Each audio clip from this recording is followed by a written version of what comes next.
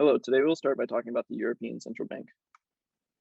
The European Central Bank is a financial institution that has authority over the 19 countries that are within the European Union. This institution is a collective together with all the central banks of each of these countries that make up guidelines and policies.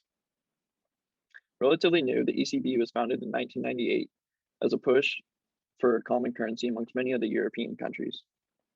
The ECB sets standards for all the national banks in the European Union, and its primary goal is to maintain the stability of the euro throughout each of these regions.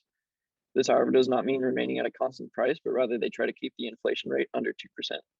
And in an effect to do so, the ECB has various methods in which it is allowed to direct economies for improvement and growth, such as the ECB sets interest rates for commercial banks in the Union, and this allows the central bank to control the euro system and how much currency is flowing through the economy.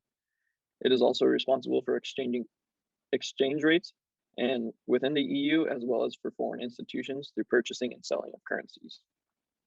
The ECB also works with national authorities to supervise and make sure that banks are effectively following policies properly. The European Central Bank was a solution brought to the European Union after a need to construct a centralized currency that was standard across the entire Union. It has since unified monetary policy across different countries, while also being a tool to help debt and struggling economies stay afloat in tough times. One major role the ECB has played during a debt crisis started in 2009, when they had started pushing through controversial monetary policies that would inevitably fail due to unlimited bond buying and the use of negative interest rates. This ended up only hurting the EU by not putting a limit on the amount of bonds to be had and allowing the banks to take out loans at negative interest rates, which was good for smaller central banks, but harmful to the economy as a whole for the euro. Under the former president of the ECB, Jean-Claude Trichet, he pushed for the ECB to join the International Monetary Fund as a way to provide billions in loans to support failing economies of Greece, Ireland, and Portugal. This was done so that these countries, along with others, would not be in trouble of defaulting, furthering their hardship for their people and their economy. Not only does this help neighboring European countries, but it held together the stability of the currency for all European Union states and kept one region from undermining the entire currency. However, harsh regulation has led to backlash from some countries, such as Greece, that have been hit hard with poverty and an unstable economy, partly due because of the ECB's power over the euro. This has been an issue since the start of common currency policies within the region, and has raised the question, how can the ECB make policy that can be used across the entire union while benefiting everyone equally? What they are quickly seeing is how different policies are being taken, such as free market or one that is heavily government regulated, and which one is the correct way to go. But they have found problems in each of them, such as monopolies of the markets, public goods, and transaction costs that are very high. While the ECB was officially founded in 1998, central banks of European countries have been meeting and working together for decades prior to discuss policy and organization. The Economic and Monetary Union, or the EMU, was founded in 1988, which overall purpose reflected the current ECB, which was to coordinate policy and maintain price stability.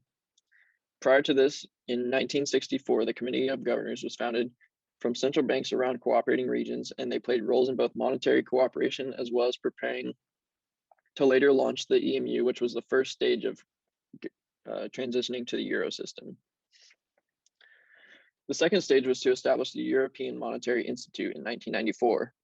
With this came the dissolvement of the Committee of Governors, although the European Monetary Institute, or EMI, did not have any authority over monetary policy in the EU and did not intervene with foreign trade like the governors did, which remained up to national authorities.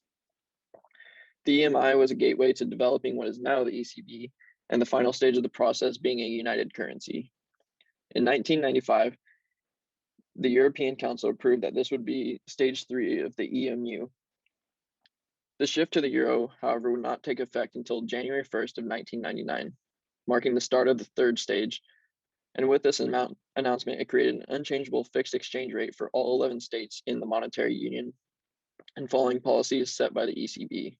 In 2001, Greece joined, and later others came to follow, including Slovenia, Cyprus, Malta, Slovakia, Estonia, Latvia, Lithuania, which means that their central banks now have become part of the euro system, as well as contributing to the boards of the ECB.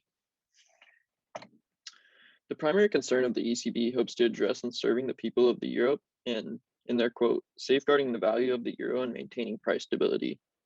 And in doing so, the ECB must supervise banking and credit institutions throughout Europe. Furthermore, the ECB has stated that they find these four values the most important to uphold, which are integrity, competence, efficiency, and accountability, as they are one of the most influential banks in the world. In order to help the economy in times of crisis, the ECB employs a strategy of lending money to governments and banks in the member states that hold euro as their currency. In order to help the economy in times of crisis, the ECB employs a strategy of lending money to government and banks in the member states that hold the euro as their currency. These loans by the ECB are usually short-term and tend to be backed by collateral, and these loans are usually never forgivable. When the loans made by the ECB are not able to be paid back, they do everything in their power to ensure liquidity so that markets are able to stay functioning. This is accomplished by addressing lending, which is the primary vehicle for achieving a smooth functioning market. First, these loans maturities are extended from the typical 3-month to 6-month, depending on the severity of their situation. Loans are extended anywhere from 1 to 3 years. Further, the situation might force the ECB to allow unlimited access for funds for members of the financial institutions. There is also another program called the Securities Market Program, SMP, which is put forth during the crisis that occurred in Greece. This program replicated the Federal Reserve System of stimulating the economy, purchasing and selling securities. This added program allowed the financial stability in the Eurozone even in the roughest times. A new program is the quantitative easing program that was introduced after the launching of the banking union. This program made a commitment to buy 60 billion euros worth of Eurozone member government bonds every month.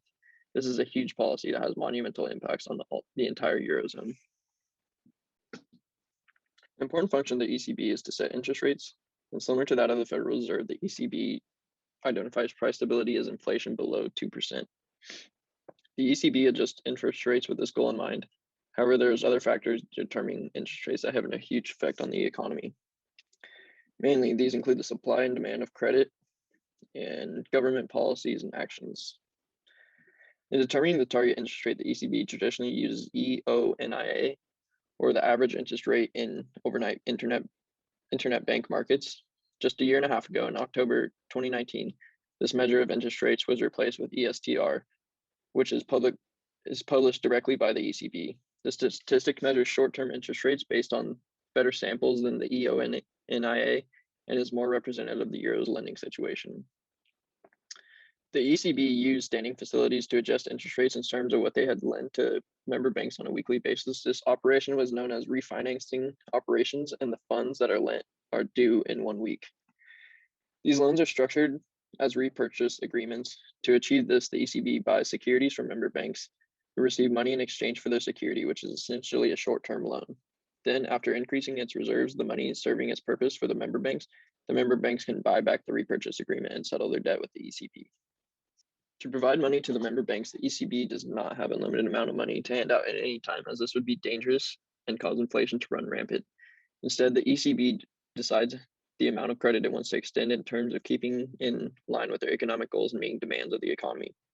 And it then proceeds with auctioning off those funds. With the auction, the ECB lets member financial institutions know the minimum interest rates for the credit they are auctioning, the minimum bid rate.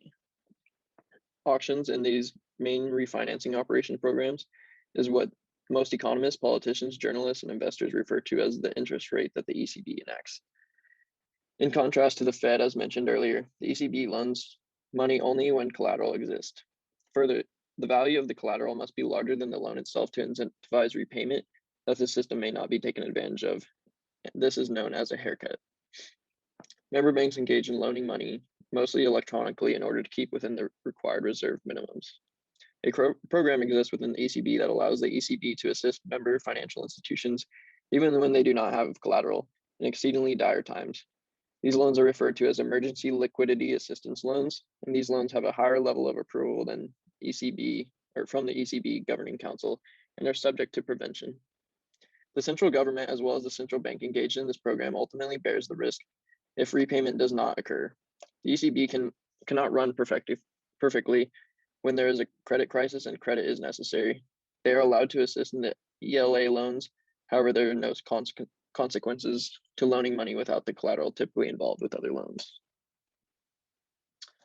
Many adjustments within the ECB have happened, especially within recent years. Before 2008, long-term notes were much rarer than short-term loans, but during the recession of 2008 and beyond, the ECB has begun to engage in more long-term loans to keep economy afloat and promote more liquidity within financial markets. This also involves sometimes having negative interest rates, which is very much the case today, which occurs when the economy is suffering and liquidity must be ensured. It also permits lending and the expansion of money supply so that the economy can rebuild itself. This is done intentionally by the ECB so that market rates can lower. In essence, the ECB sets their own interest rates so that member banks follow suit. As well, when it comes to banknote production, Euro banknotes are produced collectively by central banks and that are members of the Eurozone. Each of these national central banks, though, pays for and bears the responsibility of creating the proportion of the annual production of the euro set forth by the ECB. This way, there's diversification of the production and printing efforts. Other countries can also make up for other countries that are not producing to their quota effectively. It also forces national member banks to hold each other accountable and collectively be responsible for the currency that they all engage in because it will affect one another. Quality assurance sampling is extremely important during the production of banknotes as well, as euros are collected and evaluated on a regular basis through sampling methods. And these laboratory assessments are crucial to maintaining the legitimacy of the euro currency. Also, Eurozone countries and the ECB engage in research and development on a regular basis to find out a better way to defer counterfeiting and manufacture the safest, most effective currency.